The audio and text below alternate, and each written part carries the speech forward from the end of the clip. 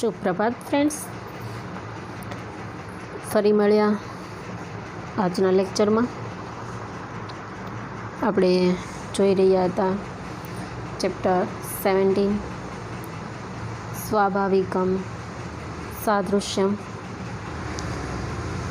જેમાં આપણે જોયું હતું કે ભાઈ પાણીની ઋષિ છે જેમણે અષ્ટાધ્યાયી નામના સંસ્કૃત વ્યાકરણ ગ્રંથની રચના કરી, જેમાં એમણે 4000 જેટલા સૂત્રોમાં વ્યાકરણ રચ્યું છે. તેમના 150 વર્ષ બાદ આચાર્ય કાત્યાયન થઈ ગયા, જેમણે આ સૂત્રો પર વાર્તિકો લખ્યા. અને તેમના થોડા સમય 100-150 વર્ષના સમય પછી આચાર્ય પતંજલિ થઈ ગયા, જેમણે સૂત્રો અને વાર્તિકોના આધારે મહાભાષ્ય નામે ગ્રંથ લખ્યો, જેમાં તેમણે સ્થાને અનંતમઃ એ પાણિનીના સૂત્ર ઉપર ચર્ચા કરી. અને એ ચર્ચામાં એમણે સ્વભાવમાં રહેલી જે સ્વાભાવિકતા, જે સરખાપણું છે એ દર્શાવ્યું, જેના વિશે આપણો પ્રસ્તુત પાઠ છે તૈયાર કરવામાં આવ્યો છે.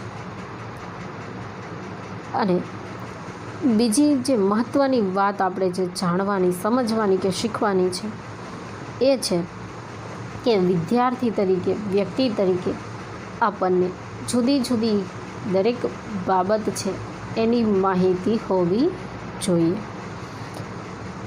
એ આ પાઠનો અહીંયા મૂળ ઉદ્દેશ છે.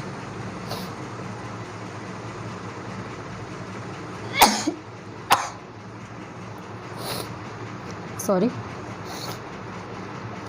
તો આપણે ઉપરના પરિચય છે એની વિગતવાર માહિતી છે આગળના લેક્ચરમાં મેળવી હતી. આજે આપણે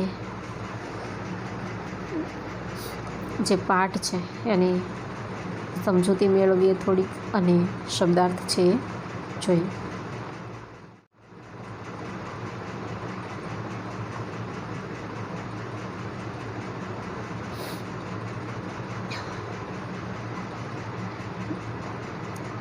પહેલા પેરેગ્રાફ જે છે, સંસારે વિવિધાઃ પદાર્થાઃ સંતિ.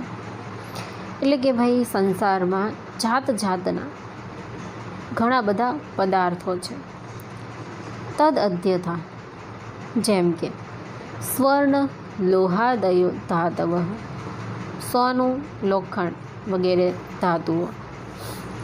વટ ખદીર આદયો વૃક્ષા, વડ અને ખેર વગેરે વૃક્ષો.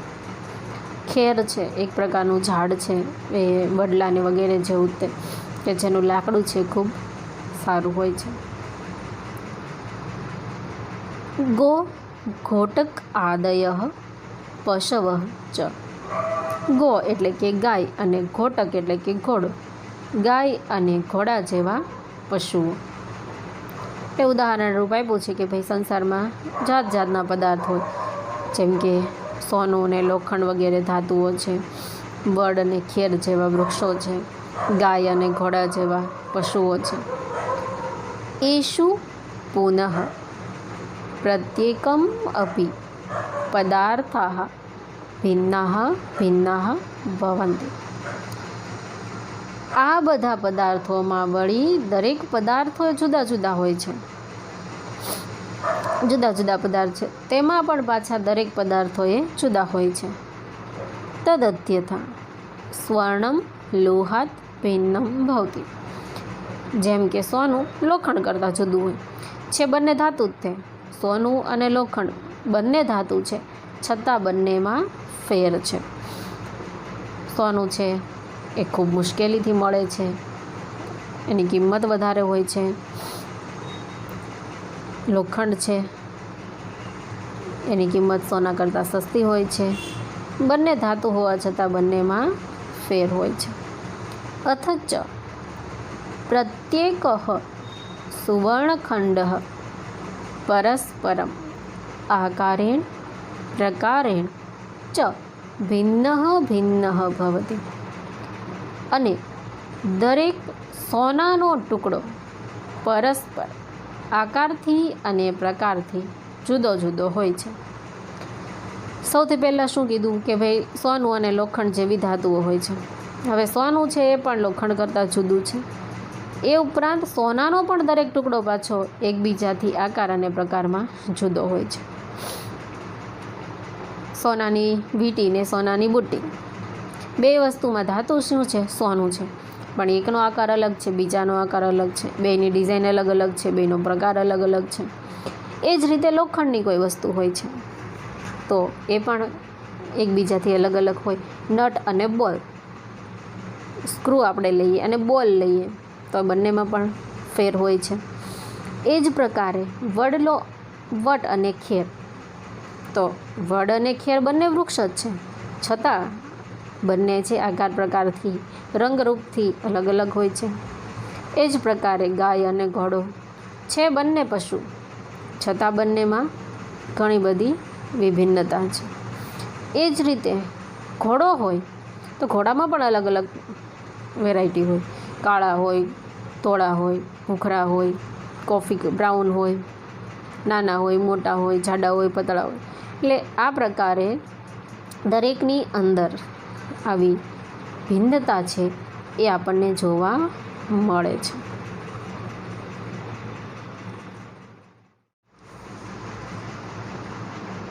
વસ્તુતઃ અસ્તિત્વરૂપેણ સત્તારૂપેણ વા એતે પદાર્થાઃ પરસ્પરમ ભિન્નાઃ સંતિ ઇતિ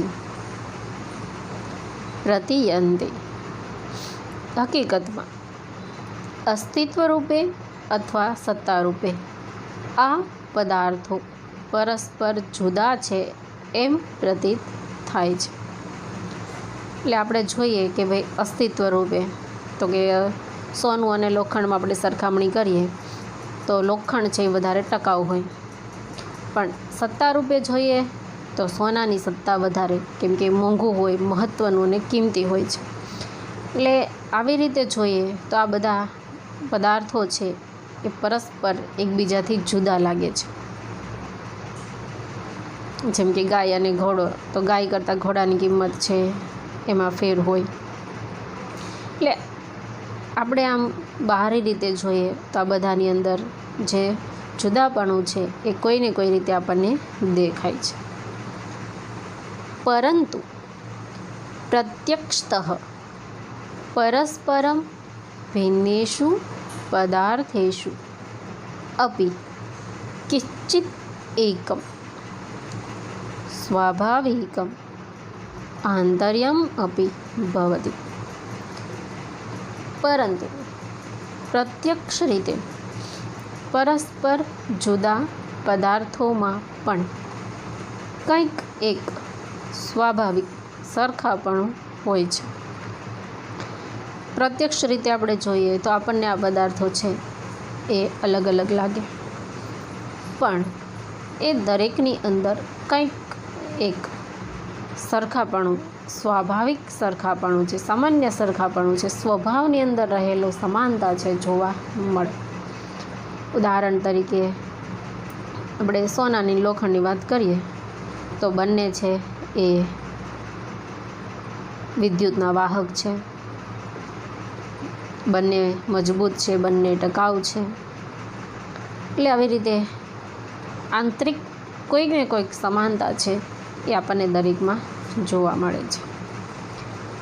તે પદાર્થાઃ યદા ક્રિયાયામ પ્રયુક્તાઃ ભવન્તિ તદા અસ્ય પ્રતીતિઃ ભવતિ. આ બધા પદાર્થો છે જ્યારે ક્રિયામાં પ્રયોજાય છે ત્યારે આપણને એની પ્રતીતિ થાય. જ્યારે દરેક પદાર્થો કંઈક ક્રિયામાં જોડાય છે, ઉપયોગમાં આવે છે ત્યારે આપણને ખ્યાલ આવે કે ભાઈ આમની અંદર આવી કંઈક સરખાપણું આવું કંઈ છે. બરાબર ને? પ્રત્યક્ષ રીતે આપણે જોઈએ તો આપણને અલગ અલગ લાગે, પણ જ્યારે એ ક્રિયામાં પ્રયોજાય છે ત્યારે એની અંદર રહેલી જે સરખામણી છે, જે સરખાપણું છે એ આપણે જોઈ શકીએ છીએ. અસ્ય સિદ્ધાંતસ્ય ઉપદેશઃ 22 વર્ષેભ્યઃ પૂર્વમ આચાર્યેણ પતંજલિના સ્વકીયે વ્યાકરણ મહાભાષ્યે કૃતઃ તત્ર તે કથયન્તિ. આ સિદ્ધાંતનો ઉપદેશ એટલે કે સંસારમાં જે ઘણા બધા પદાર્થો અલગ અલગ હોય છે, તો બહારી રીતે આપણે જોતા દરેક પદાર્થો આપણને અલગ અલગ લાગે છે, પણ એની અંદર કંઈક એક સ્વભાવનું સરખાપણું હોય છે, અને એ જ્યારે ક્રિયામાં પ્રયોજાય ત્યારે આપણે જોઈ શકીએ છીએ. તો આ સિદ્ધાંતનો ઉપદેશ 2200 વર્ષ પહેલાં આચાર્ય પતંજલિએ પોતાના વ્યાકરણ મહાભાષ્યમાં આપ્યો છે. તેમાં તેઓ કહે છે, આ વ્યાકરણ મહાભાષ્યમાં પતંજલિ જે કહે છે એ આપણે આગળ હવે જોઈએ.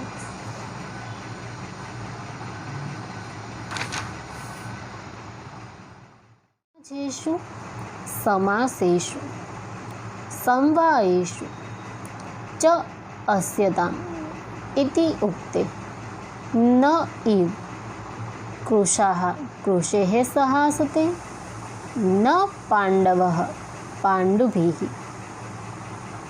એટલે કે માનવોના સમૂહમાં સમાન ભોજન કરનારાઓમાં અને સમુદાયોમાં બેસો એમ કહેવામાં આવતા દુબળાઓ દુબળા સાથે અને ધોળા માણસો ધોળાઓ સાથે બેસતા નથી. ઈશામ એવ કિંચિત અર્થકૃતમ આંતર્યમ તેહ ઇવ સાહસતે. જેમનું અર્થને લઈને કરવામાં આવેલ અત્યંત નજીકપણું હોય તેમની જ સાથે તેઓ બેસે છે. એટલે કે મનુષ્યનો જે સમૂહ, કોઈ મેળાવડો હોય, ભોજન સમારંભ હોય,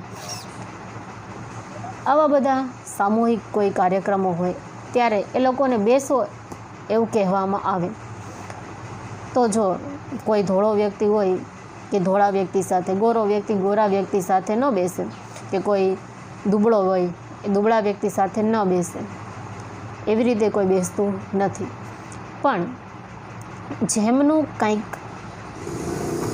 અર્થ સંબંધી કંઈક કારણ હોય કે ભાઈ આ વ્યક્તિ છે એ મારા ધંધા સંબંધિત છે, એટલે એની સાથે બેસું તો બે ચાર વાતો થશે. મહિલાઓ ભેગી થઈ હોય તો બધા હોય એટલે મહિલાઓ એમ કે હું ફલાણા બેન સાથે જઈને બેસું છું. તો આવું બને છે કે બધા પોતાનું જે કંઈક નજીકપણું હોય છે, કંઈક હેતુ હોય, કંઈક કારણ હોય, એને ધ્યાનમાં રાખીને એકબીજાની સાથે બેસે છે. અર્થાત સામાજિકે વ્યવહારે ભોજનાર્થમ નિમંત્રિતાઃ જનાઃ આકારાતઃ પ્રકારાતઃ ભિન્નાઃ ભિન્નાઃ ભવન્તિ.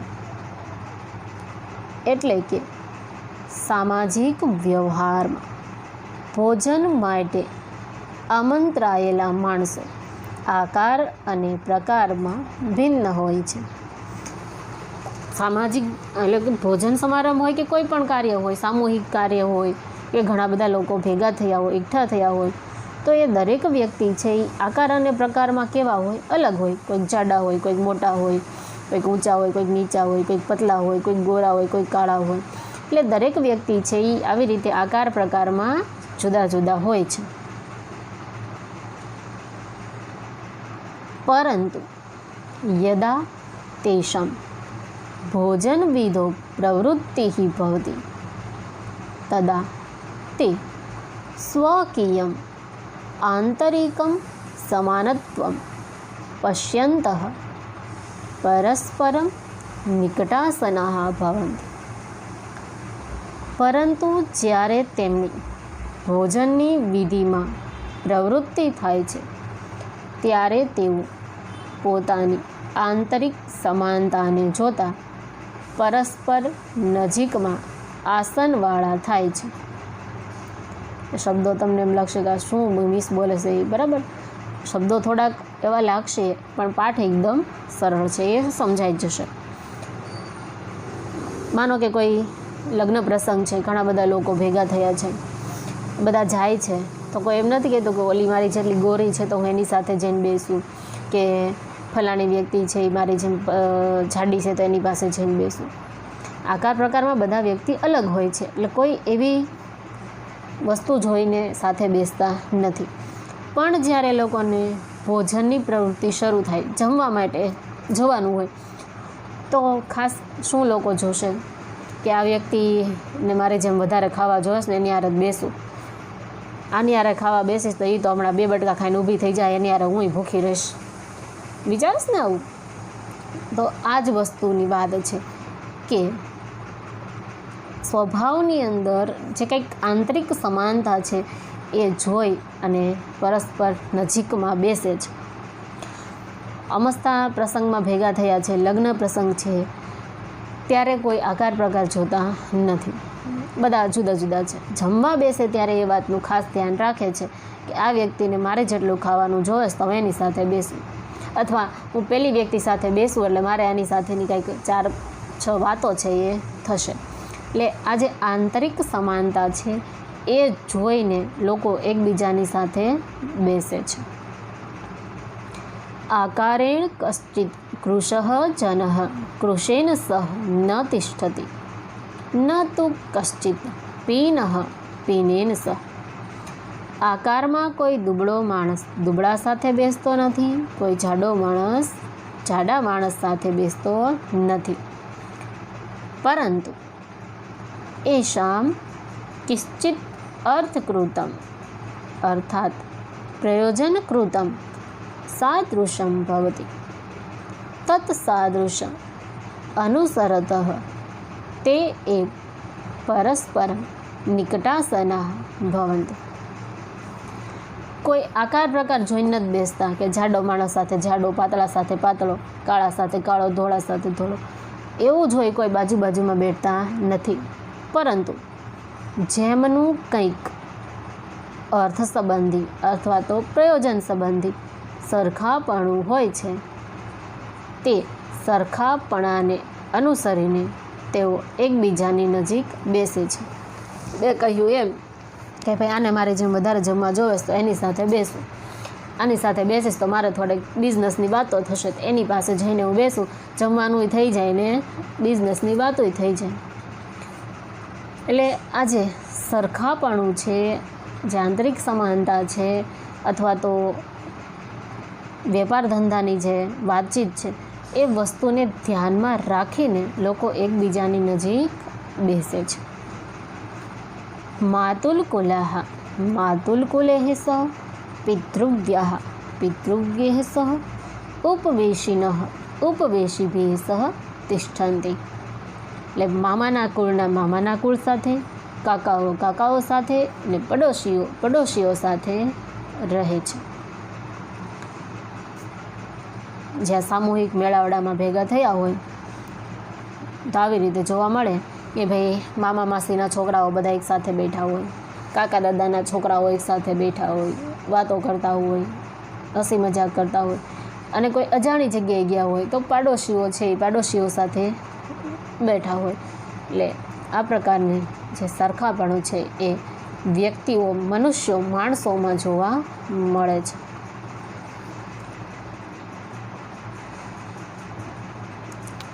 एवम् एव गवादीनां पशूनाम् अपि प्रवृत्ति भवति। गावो दिवसं चरितवत्यो सायंकाले गोष्ठीषु समागत्य યો યસ્યાહ વત્સો ભવતિ તેન સહ શેરતે. તો જેમ મનુષ્યોમાં આ પ્રકારે આંતરિક સરખાપણું જોવા મળે છે, એવી જ રીતે ગાય વગેરે પશુઓમાં પણ પ્રવૃત્તિ થાય છે.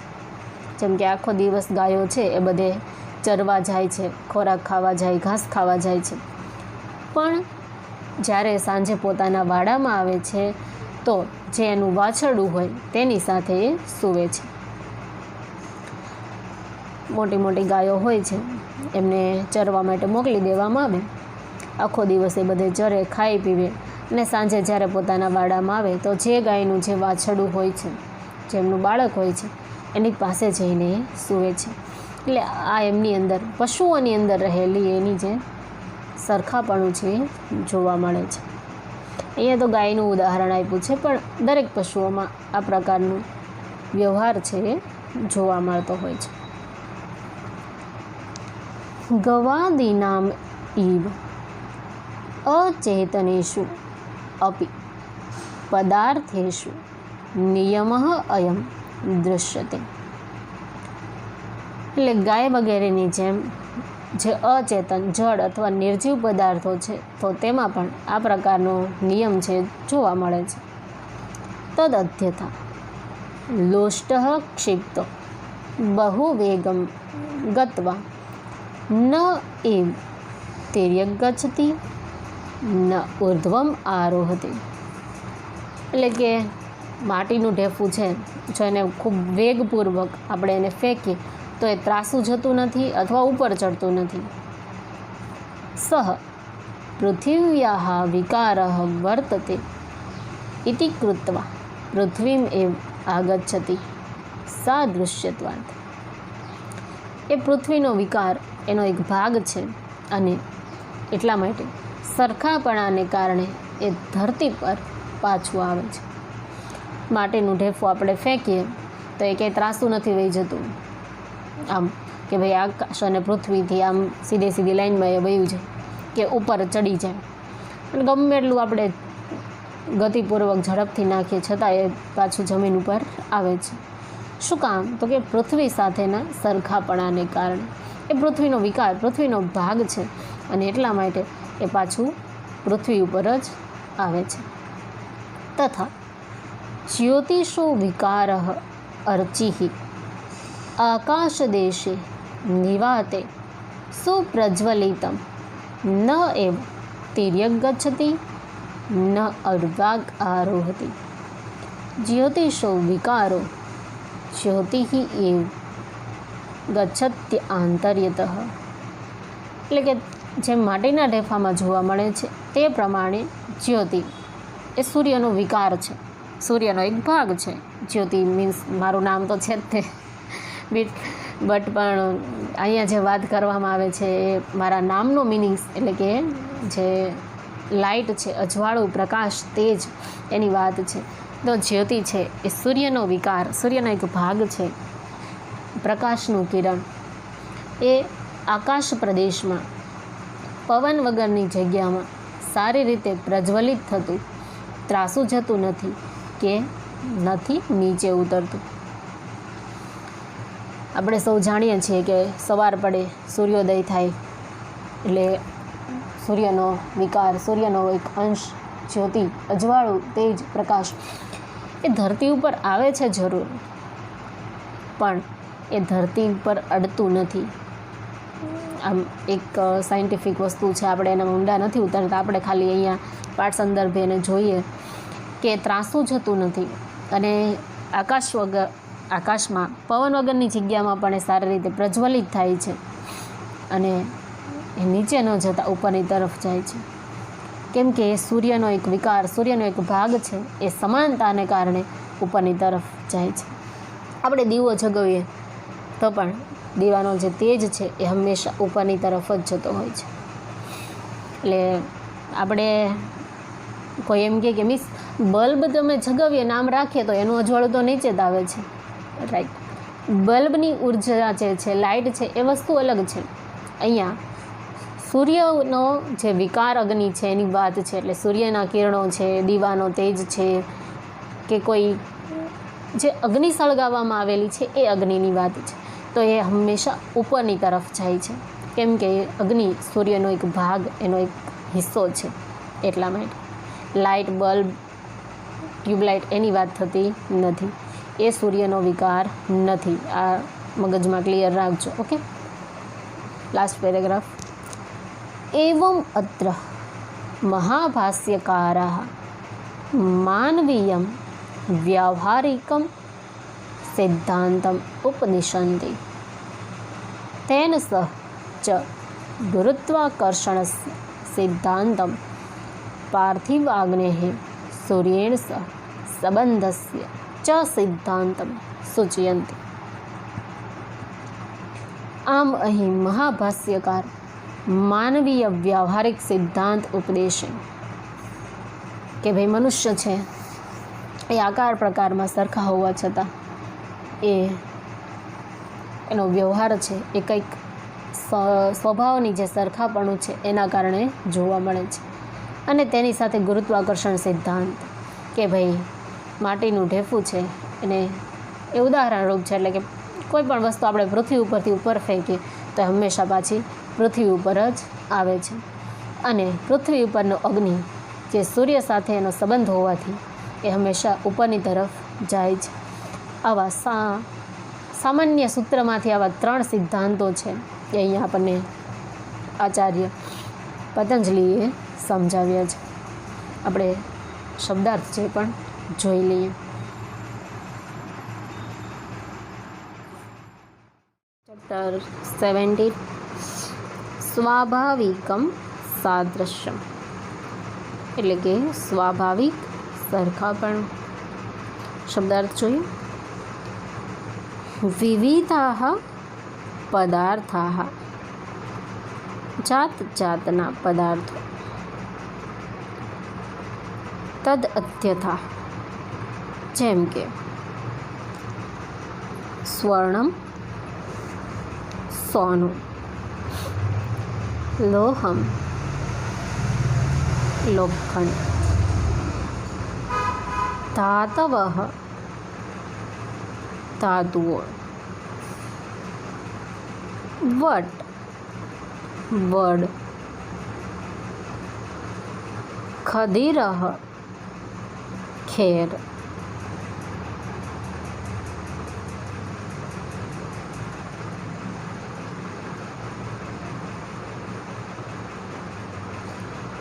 ગૌ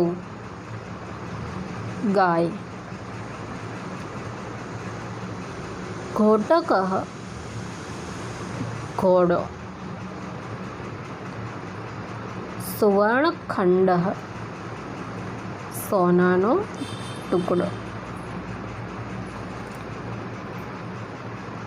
પરસ્પરમ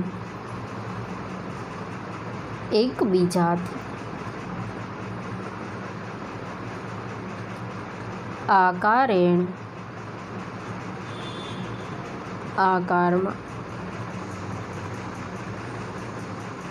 પ્રકારેણ પ્રકારમાં, ભિન્ન જુદો, પ્રતીયન્તે પ્રતીત થાય છે, પ્રત્યક્ષતઃ પ્રત્યક્ષ રીતે, કિંચિત એકમ કંઈક એક,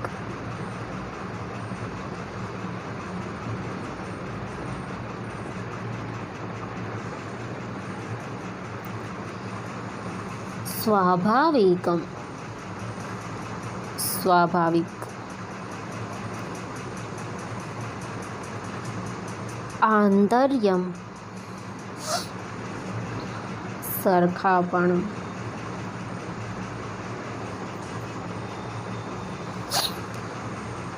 પ્રયુક્તાઃ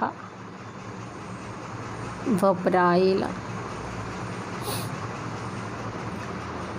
સમાજેષુ માનવોના સમૂહોમાં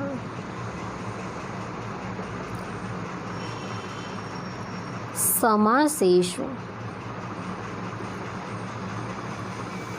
સમાન ભોજનવાળાઓમાં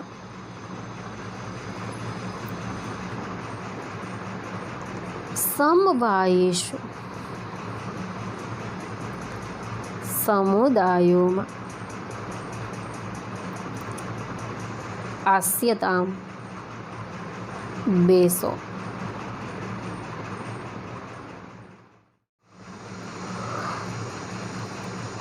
કૃશાઃ દુર્બળ માણસો.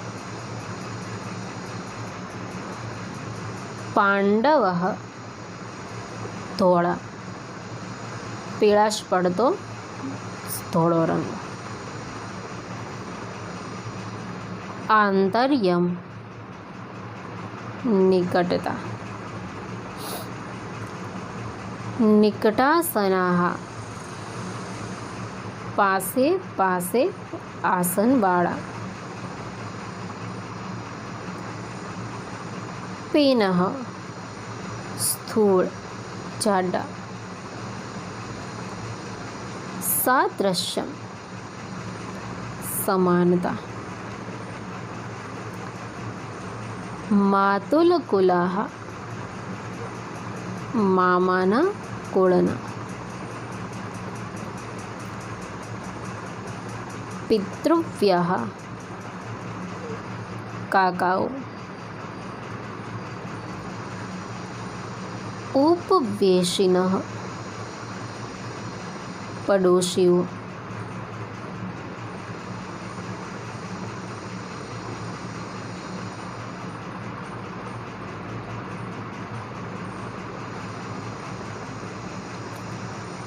અચેતનેષુ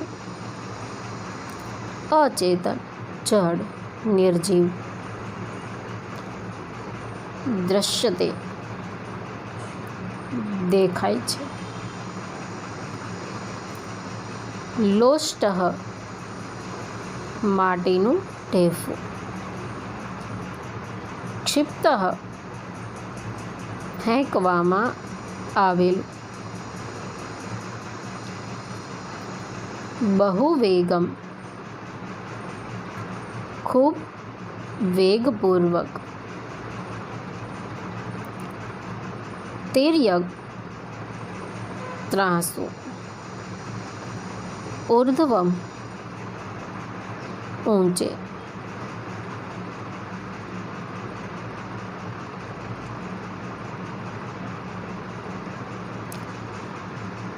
આરોહતી ચઢે છે.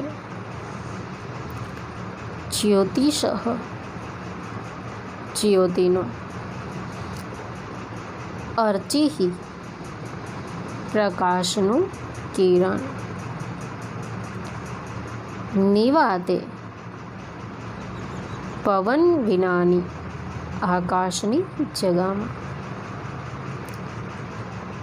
પાર્થિવ આગ્નેય પૃથ્વી ઉપરના અગ્નિનો.